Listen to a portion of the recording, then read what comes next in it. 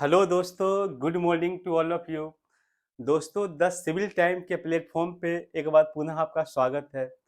दोस्तों, बीपीएससी एवं अन्य स्टेट पब्लिक सर्विस कमीशन का एग्जामिनेशन नज़दीक आने वाले हैं और आपके जो 69 बीपीएससी का फॉर्म भरने का जो डेट भी अनाउंस हो गए हैं और शुरू भी हो गए हैं 15 जुलाई से। तो दोस्तों, पहली प्रायोरिटी तो ये है कि आप फॉर्म थोड़ा ध्यान से भरिए, क्योंकि आपकी छोटी सी मिस्टेक है बहुत सारे एग्जामिनेशन से आपको पीछे ले जाएगी। तो पहले आपको प्रायोरिटी होना चाहिए, जो इस बार के अटेम्प्ट ले रहे हैं वो थोड़े ध्यान से फॉर्म को भरें। और जिनकी प्रिपरेशन नहीं है तो वो कम से कम 4-6 महीने 8 महीने तैयारी कर ले और अगले वैकेंसी का 70th का इंतजार करें, क्योंकि मान लीजिए दोस्तों, अभी तो 69 जो बीपीएससी, इसके बाद 70th एंड 70 जो 71 ये सब भी होने ही वाला है। तो दोस्तों देखिए, आप अपने प्रिपरेशन को ठीक रखिए। आधे अधूरे तैयारी के साथ अगर आप एग्जामिनेशन में आते हैं तो आपको सिर्फ नुकसान होता है। मान लीजिए कभी बहुत मेहनत करके आपने प्रीलिम क्वालिफाई कर लिया, लेकिन चूंकि अगर आपका मेंस का प्रिपरेशन नहीं है तो आपका प्रीलिम का रिजल्ट कोई मायने नहीं रखता है। कि जब तक अगर आप फाइनल सेलेक्ट नहीं होते तो उसकी कोई मतलब ही नहीं होता है। तो आपके जो बीपीएससी का या किसी भी कमीशन का तैयारी करने का सबसे जो बेहतर जो स्ट्रेटजी है, प्लानिंग है, का मेंस का प्रिपरेशन करिए। और ऐसे देखिए कि प्रीलिम का कौन कौन से सेक्शन उनके साथ ही हो जाते। तो दोस्तों देखिए, हम लोग का अभी साइंस का सीरीज चल रहा था और उसमें आज हम शुरू करने वाले हैं बायोलॉजी का। बायो का जो सेगमेंट हम शुरू करने वाले हैं, सेल। देखिए, इससे पहले जो बायोडाइवर्सिटी वो शुरू हुआ था और वो उसमें बहुत सारे वीडियो बने हुए हैं, कुछ और बचे हुए हैं। लेकिन एग्जामिनेशन की अगर अम, समय के अनुसार अगर देखा जाए तो सेल बड़ा महत्वपूर्ण है और इनसे एक दो क्वेश्चन का स्कोप स्कोप बनता है। तो इसलिए आज हम सेल के बारे में बात करेंगे। सेल मतलब वो टॉर्च वाला सेल नहीं। ये सेल मतलब जो जीवन के मूलभूत इकाई, सेल बोलते हैं कि cell is a fundamental unit of life. वो इसका जीवन की मूलभूत इकाई है, या बोल सकते हैं कि cell is a structural and functional unit of life. मतलब जीवन की कार्यात्मक एवं रचनात्मक इकाई है। तो दोस्तों, इस बात को थोड़ा सा ध्यान रखिएगा कि सेल जीवन की मूलभूत इकाई है और जीवन की शुरुआत बिल्कुल यहीं से होता है। तो एक बात और मैं बताना चाहता हूँ दोस्तों, कि जीवन की शुरुआत होती है फिजिक्स से।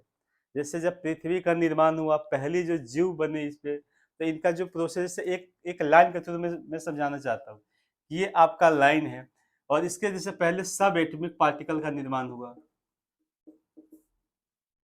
सब एटॉमिक पार्टिकल में हो गया आपका इलेक्ट्रॉन,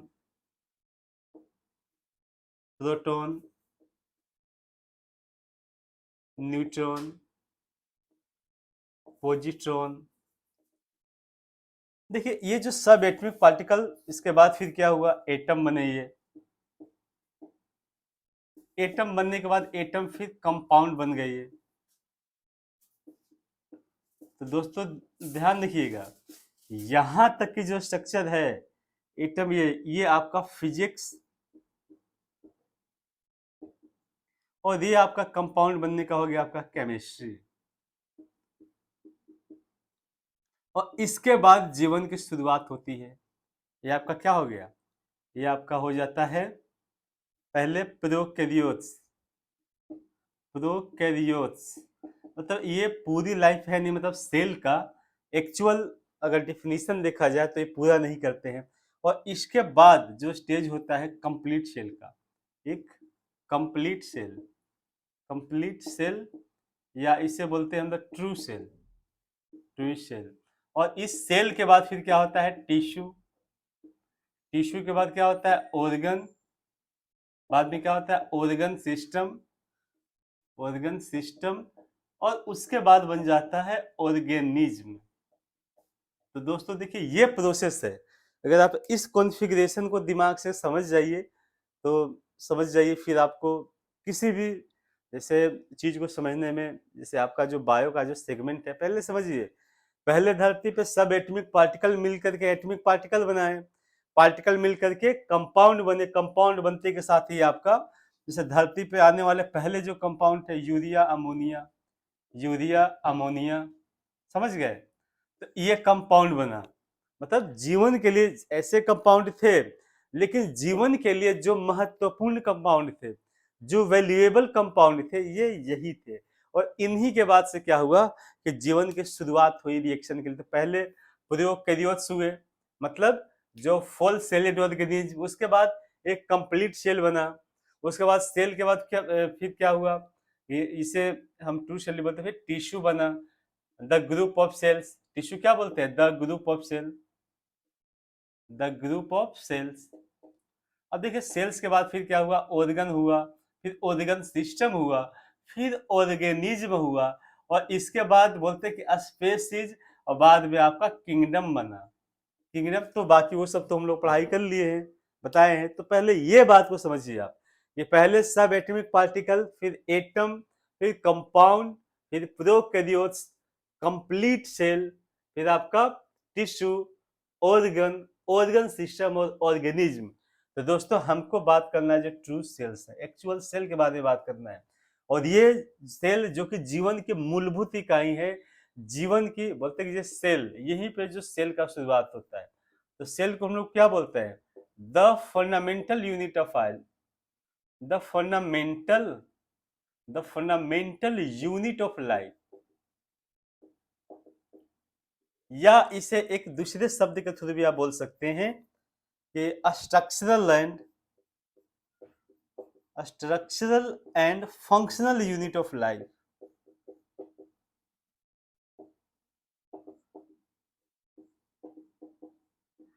दो तरीके से हो गए, एक जीवन की the fundamental unit of life, और structural and functional unit of life.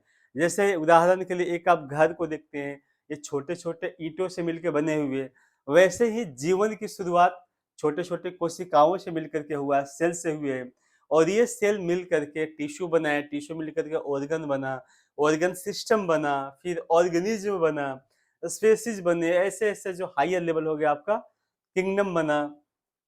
जैसे किंगडम बना, किंगडम के बाद फिर बोलेंगे जो पूरे जो लिविंग थिंग का जो परिकल्पना हम करेंगे वो होगा। तो दोस्तों पहले देखिए सेल का खोज किनके द्वारा किया गया था। तो पहली बार सेल के बारे में आइडिया दिया गया था रॉबर्ट हुक के बारे में। रॉबर्ट हुक एक साइंटिस्ट थे, बेचारे जिंदगी से निराश परेशान थे, समझ में नहीं आ रहा था कि क्या करें, है ना।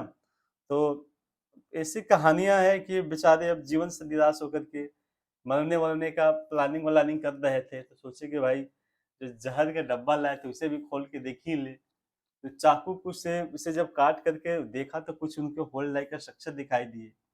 ऐसा कहानियां बोलते हैं लोग, पता नहीं कितनी सच्चाई है, लेकिन कुछ भी हो भाई कॉन्सेप्ट तो उन्होंने दिया। तो देखिए पहली बात रॉबर्ट हुक ने, जैसे रॉबर्ट हुक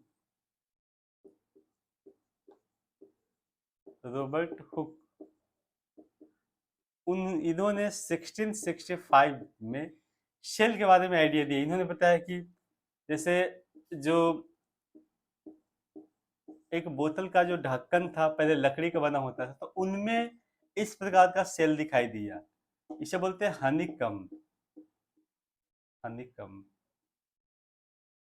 तब बिल्कुल मधुमक्खी के छत्ते की तरह दिखाई दिया, और इसी के इन्होंने सेल बोला। सेल का मतलब होता है कोठरी, छोटे छोटे कोठरी, समझ गए, ये इन्होंने बताया। बाद में क्या हुआ कि लिविंग सेल के बाद इन्होंने एंटेनी, जैसे रॉबर्ट हुक को बोला जाता है कि इन्होंने सेल के बारे में आइडिया दिया था। लेकिन अगर एक लिविंग सेल को देखा जाए, लिविंग सेल के बारे में आइडिया दिया था एंटनी वॉन लेवेनहॉक, ए बी लिविनहॉक। लिवेनहुक ने लिविंग सेल के बारे में आइडिया दिया और उन्होंने डिटेल से बताया, समझ गए। ध्यान रखिएगा, सेल के बारे में सबसे पहले आइडिया कौन दिए थे, या बोलते हैं कि cell is discovered by Robert Hooke. और सेल के बारे में डिटेल से आइडिया कौन दिए, एवी लिविनहॉक, एंटनी वॉन लिविनहॉक ने उन्होंने इसके बारे में आइडिया दिया, समझ गए। और इसको जैसे शुरू में जो कॉर्क में जो हनी कॉम्ब आकार का देखा गया था, तो ये देखा गया जैसे बार्क ट्री में देखा गया था, बार्क ट्री। बार्क ट्री के जो एक छोटी सी जो ढक्कन बना हुआ था उसमें उन्होंने देखा था, समझ गए? और उसी में एक स्लाइस सेक्शन काट करके देखे तो एक डेड सेल के बारे में दिया था, समझ गए? और इन्होंने ये अच्छा इनका ईयर लिख लीजिए, इन्होंने दिया था सेक्शन 65 में, और एंटनी वॉन लेवेनहॉक ने ये लिविंग सेल के बारे में दिया था एंड सेक्शन 74 में दिया था, आइडिया दिया था, ये भी ध्यान रखिएगा, एंटनी वॉन लेवेनहॉक ने, समझ गए? और उस समय जब उन्होंने जो देखा था तो बोलते हैं कि पीपीएलओ या प्लीरो न्यू बोलते हैं ना कि एक बहुत माइक्रोस्कोपिक 0.5 माइक्रोमीटर का एक सेल दिखाई दिया था, समझ गए? और इसे बोला गया है कि सबसे स्मॉलेस्ट सेल बोला गया इसे, जैसे पीपीएलओ प्लीरो निमोनी लाइक जो ऑर्गेनिज्म है उसका 0.1 से 0.5 माइक्रोमीटर का उसका स्ट्रक्चर देखा गया था। और अगर सबसे अगर बड़ा देखा जाए तो ऑस्ट्रिच का एग, मतलब सबसे स्मॉल अगर सेल को देखा जाए तो कौन सा है? सबसे स्मॉल सेल पीपीएलओ,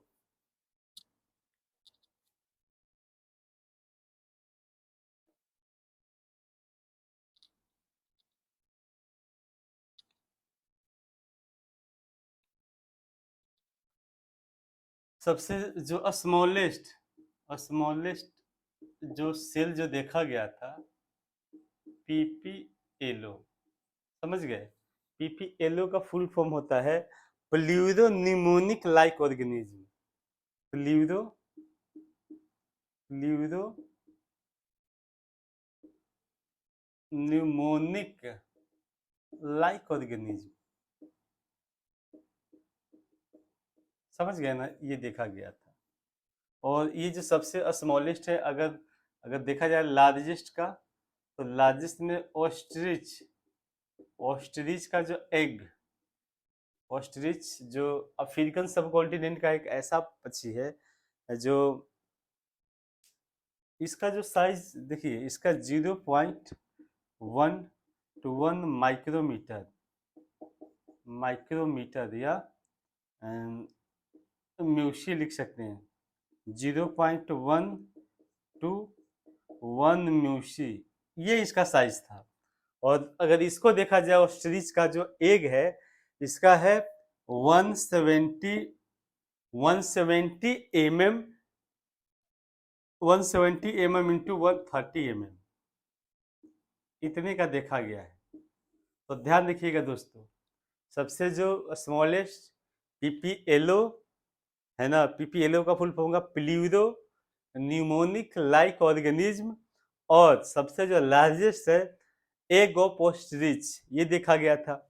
अब दोस्तों देखिए, सेल के बारे में और थोड़ा सा डिटेल अगर हम स्टडी करेंगे, इसमें कौन कौन से कंपोनेंट्स मतलब कौन कौन से इसके जो ऑर्गेनेलेज होते हैं। तो देखिए, सबसे पहले हम थोड़े से आपको एनिमल सेल और प्लांट सेल के बारे में, और देखिए सेल के बारे में डिटेल इंफॉर्मेशन, देखिए शुरू में हम लोग जो जैसे कंपाउंड कंपाउंड माइक्रोस्कोप, माइक्रोस्कोप ये क्या करता था, जैसे इसका काम कहते हैं किसी भी सेल का जो मैग्निफिकेशन है, मैग्निफिकेशन को मतलब इसे 100 से 150 टाइम से बढ़ा देता था, गुना बढ़ा देता था। लेकिन जब इलेक्ट्रॉन माइक्रोस्कोप का, देखिए जब इलेक्ट्रॉन माइक्रोस्कोप का आविष्कार हुआ, इलेक्ट्रॉन माइक्रोस्कोप, इसको नूल एंड रुस्का, रुस्का एक नामक साइंटिस्ट है, उन्होंने, ध्यान रखिएगा, नूल एंड रुस्का नामक साइंटिस्ट ने इलेक्ट्रॉन माइक्रोस्कोप का इन्वेंशन किया। तो इसके बाद सेल के बारे में बहुत ज़्यादा, सेल के बारे में इंफॉर्मेशन लेना थोड़ा आसान हो गया। तो ये आप ध्यान रखिएगा, सबसे पहले कंपाउंड माइक्रोस्कोप, जो बोलते हैं कि रॉबर्ट हुक के द्वारा ही कंपाउंड माइक्रोस्कोप